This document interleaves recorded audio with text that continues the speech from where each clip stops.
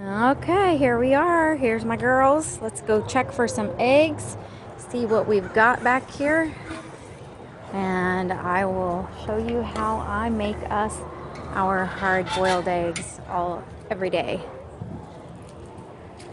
There's one more. Probably just came out of the nesting box. Let's see what we've got back here. They like to lay everywhere in here, not just in the nesting boxes. So let's see. Oh yeah, we've got one in the corner there. Yeah, we've got some more in this nesting box here. Okay, here I am. I'm back in the kitchen. I've got my fresh eggs that just came from outside. So I'm going to show you how I do this. So I get my one pot here and I fill it up with just about a ½ inch of water, just enough so that I can steam the egg. So literally it's just a tiny bit of water in there. Basically I can put my pinky in and it comes up to like the top of my pinky nail there. So I get that on the stove and I get that boiling, put the lid on it, put it on high, get it boiling, and then I add the egg. So we'll come back to that step in a moment. Okay, we are back. The pot is steaming now and boiling, so we are ready. So I'm gonna go ahead and just grab it, stick my egg down in there, get that back on the heat, put my lid on, turn my heat down to a medium high so it still keeps steaming and boiling, and set my timer for 6 minutes. That's my preference because I like my eggs to have a little bit of a softer middle. I don't want them to be hard boiled. I don't like the powdery type eggs, and neither do my kids.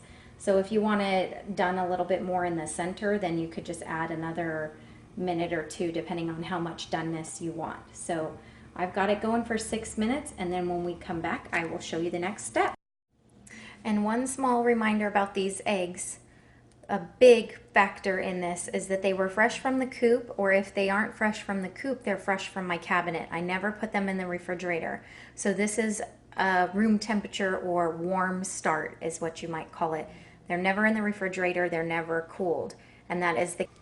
Okay, so I'm back. The timer went off. I've got my pan here. And what I usually do is I just literally start to pour water and pour out my egg in the sink. I just had like maybe 2 tablespoons of hot water in there after all that steaming. My pan is pretty much clean at this point, so I just put it away. And I've got my cold water running. And then I just start tapping it to break up the eggshell here while it's still running a little bit under the cold water, rolling it and rolling it and rolling it. And then I just find a good spot where it broke free with the membrane. And I use that cold water to get underneath the skin and the membrane. And literally, as you can see, I am just peeling this ever so slightly, almost in one whole chunk. Now if I don't get ahead of myself here, I'm not rushing for the camera, and I will get this piece off without pulling any white. See? I've got a perfectly peeled, yummy egg.